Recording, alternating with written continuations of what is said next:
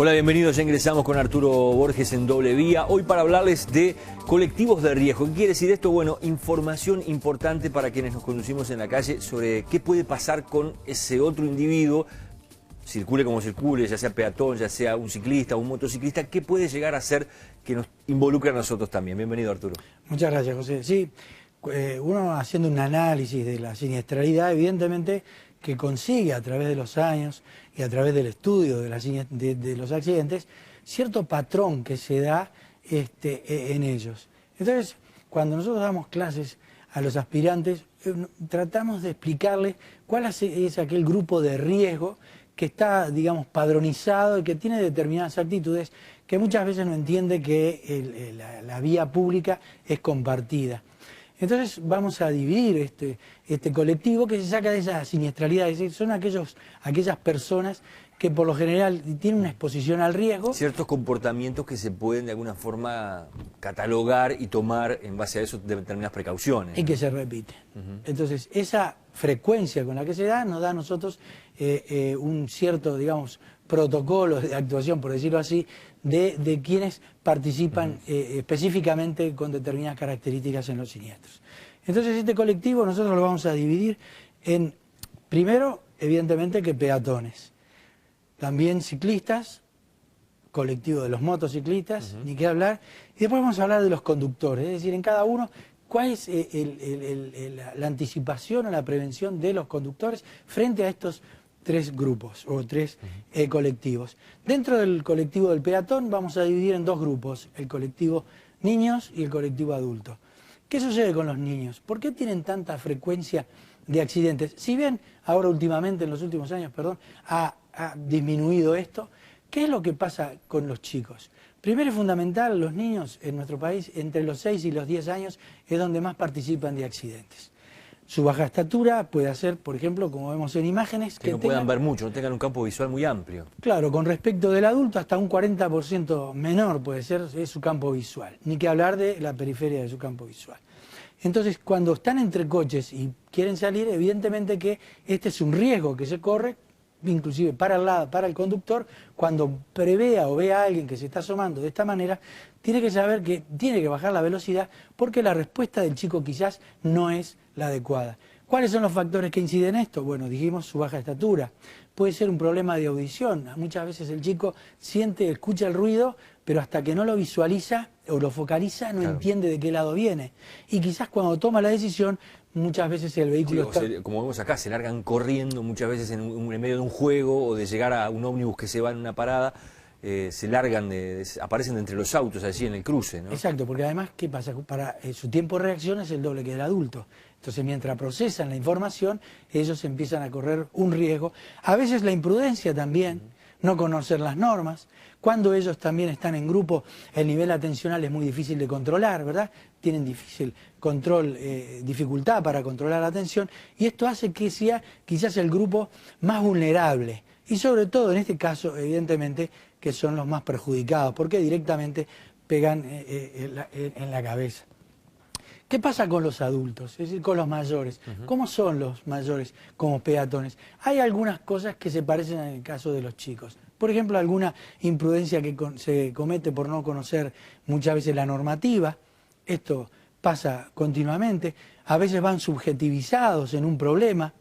No cumplen, como decíamos hoy, con las normas. Cuando venía para acá había algo que tenía que grabar. Un señor se tira a cruzar en la mitad de la cuadra porque los perritos iban adelante y él siguió los perritos. Los perros cruzaron y él cruzó atrás. Fue genial, habría que haberlo grabado también. Entonces, ¿qué sucede? A veces la fatiga también incide en que el adulto cometa muchos errores. Y evidentemente que a medida que va pasando, van avanzando en edad, hay algunas deficiencias sensorio-motoras que las tenemos que contemplar. Y el conductor tiene que prever eso, porque por algo están en la calle y esto puede hacer que uno se encuentre frente a un error de un peatón adulto y lo tiene que subsanar. Uno muchas veces ve, y ahora estábamos viendo allí algunas imágenes, por ejemplo, de las cebras, cómo hay de repente vehículos grandes, como puede ser camiones en las ferias, que paran delante de la cebra, impiden ver todo, prácticamente la cuarta parte de esa cebra, que puede aparecer cualquiera de allí detrás de ese lugar y es casi imposible frenar, ¿no? Exactamente, la cebra y cualquier cruce peatonal.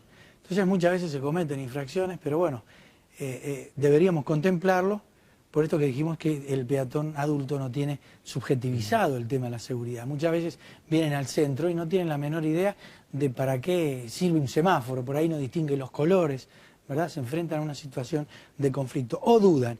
Esa incertidumbre que a veces tienen hace que los lleve también a padecer algún siniestro. ¿Qué pasa con el otro grupo? Bueno, estos son conductores muy especiales. Primero los ciclistas. Los ciclistas, jóvenes sobre todo, participan de accidentes, primero porque no cumplen la normativa, los vemos sin los chalecos reflectivos, no andan pegados al cordón de la vereda y corren un riesgo muy fuerte. Sobre todo esto, como consejo para los conductores, saber que el sobrepaso del ciclista tiene que ser 1,5 metros. Y si en ese momento que el conductor va a sobrepasar el ciclista no tiene la posibilidad de separarse lo suficiente, lo debe hacer en el momento que sea preciso. Este tipo de cosas que vemos comúnmente, quizás con ropa oscura, ¿verdad? A veces en horarios pico, cuando tienen que utilizar ciclovías, no utilizan la ciclovía, van por la calzada, por ejemplo en Beloni, en Boulevard Artigas. Y en el caso de los motociclistas, nos preguntamos, ¿por qué los jóvenes arriesgan tanto? ¿Verdad? ¿Por qué es que los lleva a tomar actitudes de conductas temerarias como estas que estamos viendo ahora?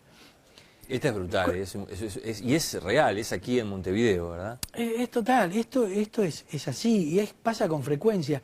Es gente que no tiene miedo a la muerte, no tiene miedo a la lesión, ¿verdad?